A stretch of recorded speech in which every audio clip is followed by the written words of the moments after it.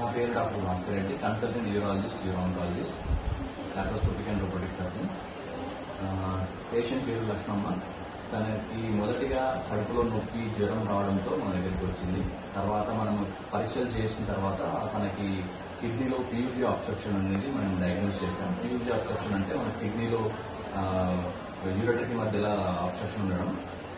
దానివల్ల తన కిడ్నీ అనేది 20 సెంటీమీటర్లకు పెరిగి దానిలో చీమ్ పట్టేసి జ్వరం రావడం మొదలైంది.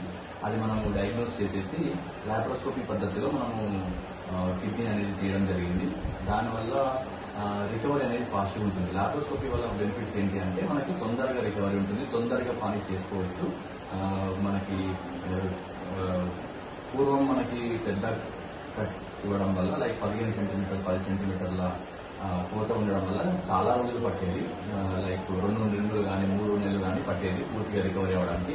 కానీ లాప్రోస్కోపీ పద్ధతిలో వితిన్ 1 వీక్లోనే పేషెంట్ అనేది తన పని తను చేసుకోవడం కానీ నార్మల్ రొటీన్ లైఫ్ స్టైల్కి రావడం కానీ జరుగుతుంది. Thank you.